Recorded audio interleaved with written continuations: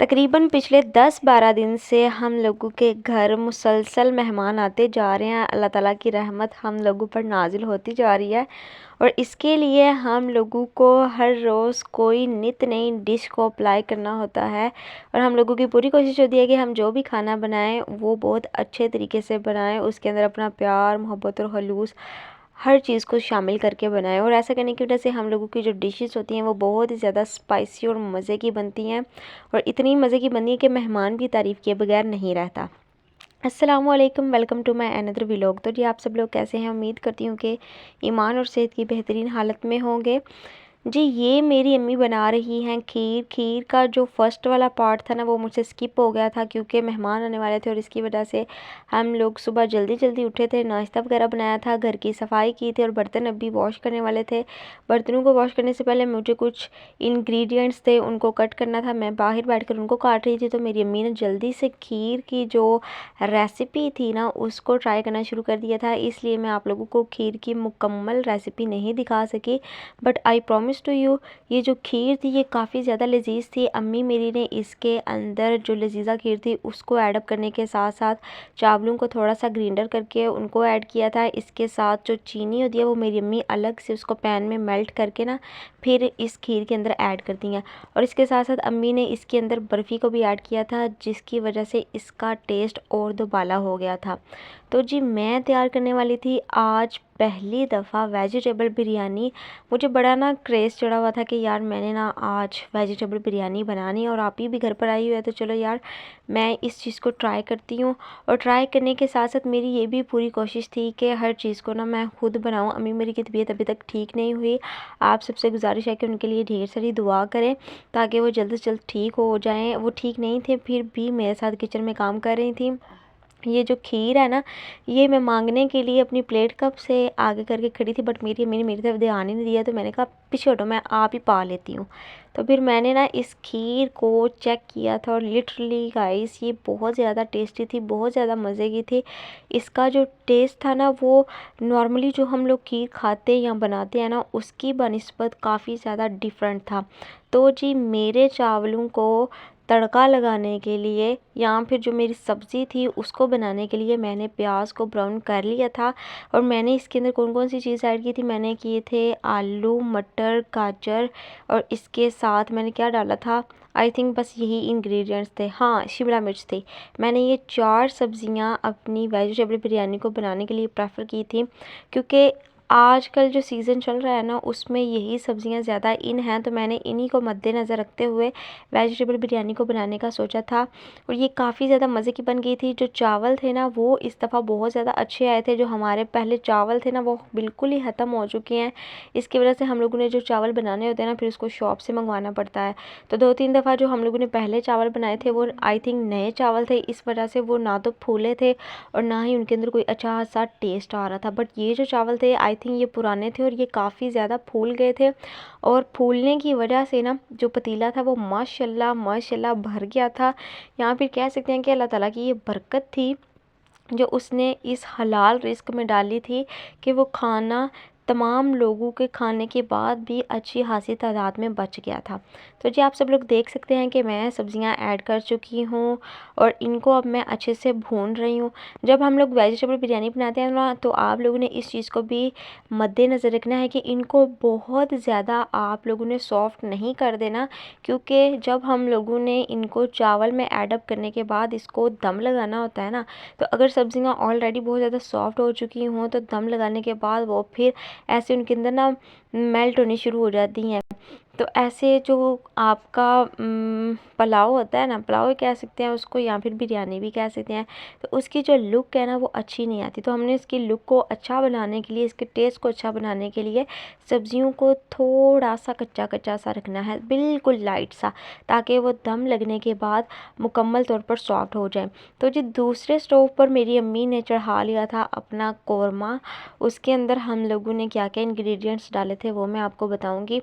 मेरी अम्मी अम्मी ने इसको ग्राइंड कर लिया था। जो भी इसका पेस्ट बनाया था उसके अंदर था प्याज, टमाटर, हरी मिर्च, लहसुन और इसके साथ अगर आप अदरक को ग्राइंड करना चाहें तो छोटा जो हाथ वाला ग्राइंडर होता है उसके साथ भी आप लोग कर सकते हैं, और अगर आप उसको हाथ से कट करना चाहें तो भी कर सकते हैं। बट अगर आप उसका पेस्ट वगैरह बनाना चाहें या फिर उसका उस सिर्फ निचोड़ लेना चाहें तो उसके लिए फिर आप उसको दूसरे तरीके से कट कर सकते हैं।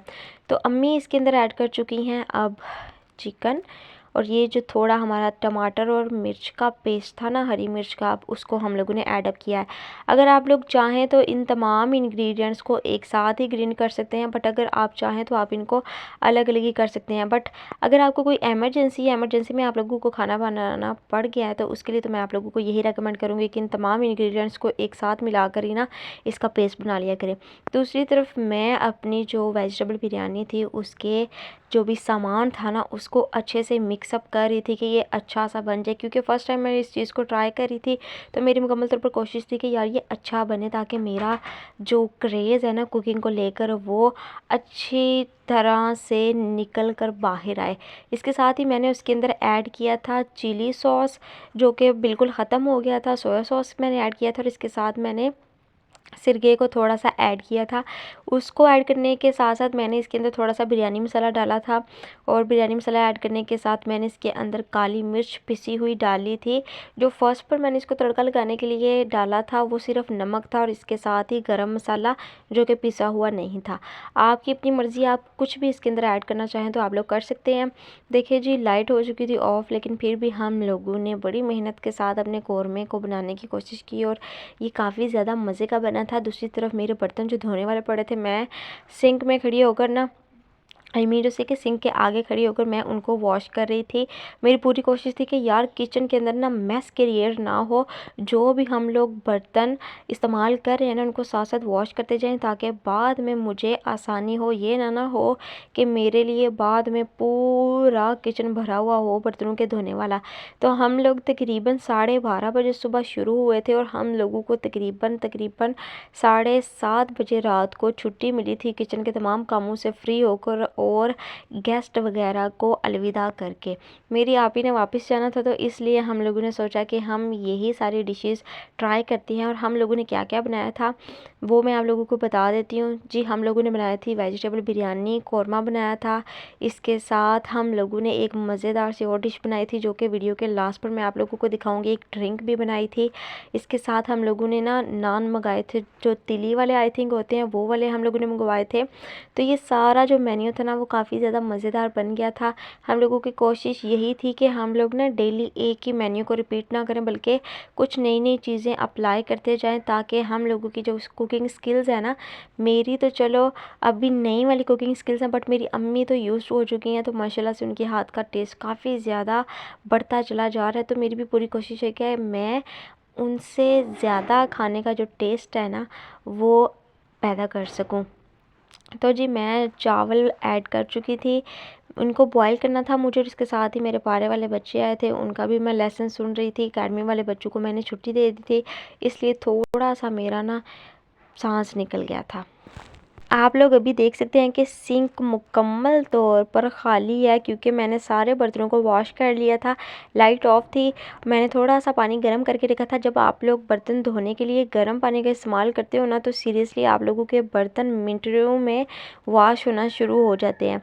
तो आप लोगों को अगर लग रहा है कि बर्तन काफ़ी ज़्यादा जमा हो गए हैं, ऊपर से सर्दी का मौसम है और आपके पास अगर गीज़र की अपॉर्चुनिटी नहीं है, तो उसके लिए बेस्ट रिकमेंडेशन ये है कि आप लोग थोड़ा सा गर्म पानी कर लें, फिर उसको बर्तनों के ऊपर फैलाएं, और जो भी आप लोगों का साबुन है ना बर्तन धोने वाला, उसके बर्तन में भी थोड़ा सा गर्म पानी ऐड करके फिर अच्छी तरह से अपने बर्तनों को वॉश करें। तो ये मैंने मटर थोड़े से बॉईल करने के लिए रखे थे, क्योंकि मुझे दूसरी डिश को बनाने के लिए, जो कि मैंने आपको बताया कि वो वीडियो के लास्ट पर बताऊँगी, उसको बनाने के लिए मुझे ये चाहिए थे। ये हम लोगों ने फ्रीज़ करके रखे थे। इनको डिफ्रोस्ट करने के लिए मैंने इनको बॉईल करना शुरू कर दिया था।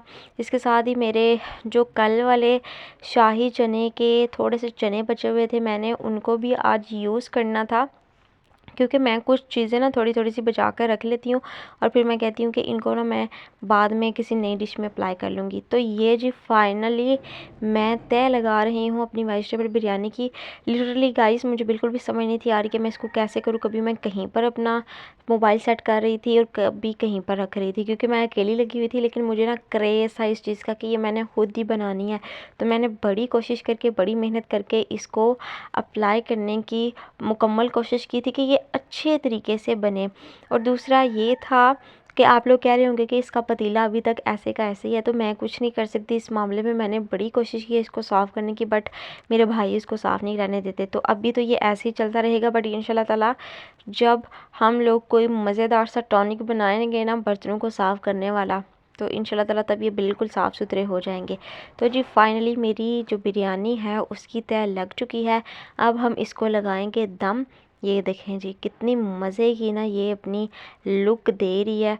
और सीरियसली इसके अंदर नमक मिर्च हर चीज़ इतनी परफेक्टली डली थी ना कि मैं आप लोगों को क्या बताऊं। फ़र्स्ट टाइम था, लेकिन फ़र्स्ट टाइम में भी काफ़ी ज़्यादा एक्सपीरियंस था। तो जी ये मैंने केला और सेब इनको कर लिया था कट। इसके साथ ही ये हम लोगों के पास थी डेयरी मिल्क का पैक था, ये हम लोगों के पास। ये क्रीम थी, इसके साथ ही मैंने थोड़ी सी मेयोनीज़ ऐड की थी। ये हम लोगों ने छोटा पैकेट मंगवाया था क्योंकि बड़े वाला मिल नहीं था रहा। तो फिर मैंने बाबा से कहा कि चलें छोटे वाला ही ला दें। ये जो हम लोगों के पास क्रीम का पैक पड़ा हुआ है ना, ये काफ़ी महीनों का पड़ा हुआ है। हम लोग सोच रहे थे कि हम रशियन सैलड बनाएंगे, रशियन सैलड बनाए थे, बट बन नहीं था रहा।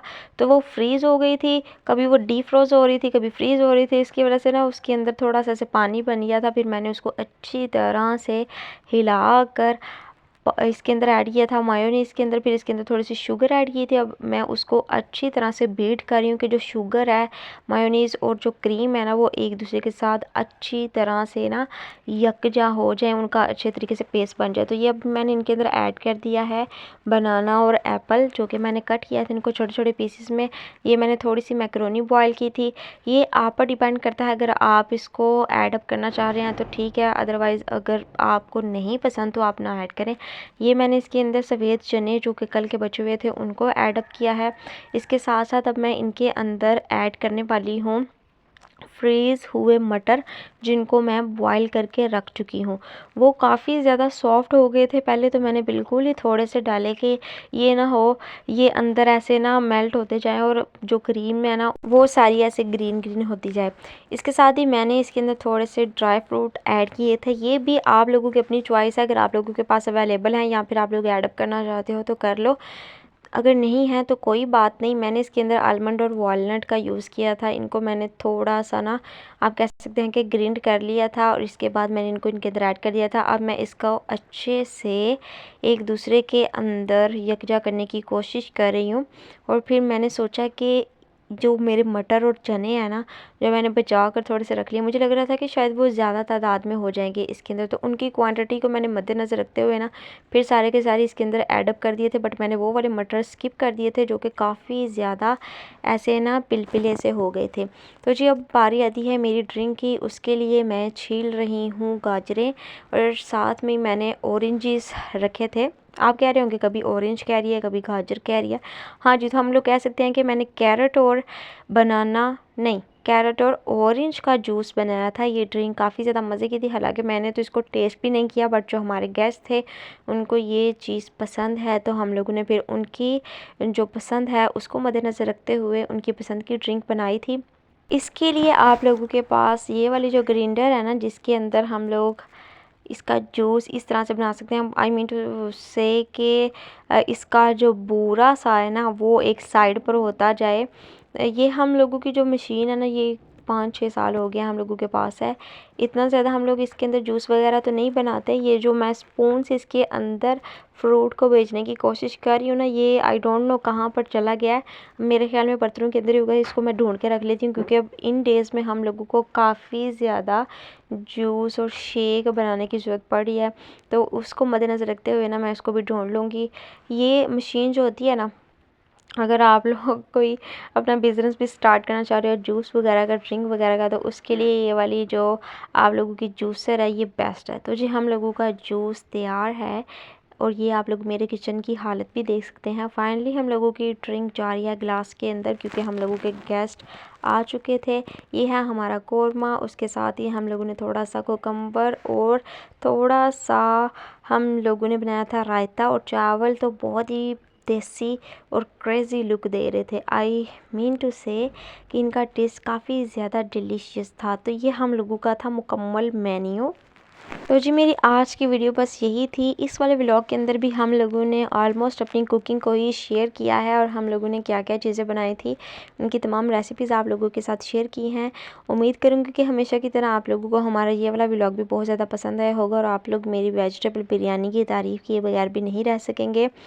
तो जी मिलते हैं नेक्स्ट वीडियो में एक नई व्लॉग के साथ, एक नई एनर्जी के साथ और एक मज़ेदार से टॉपिक के साथ। तब तक आप सब लोग अपना अपने वालिदैन का और अपने प्यारों का रखिएगा ढेर सारा ख्याल। Take care. अल्लाह हाफिज़। अस्सलामु अलैकुम वरहमतुल्लाहि वबरकातुहू।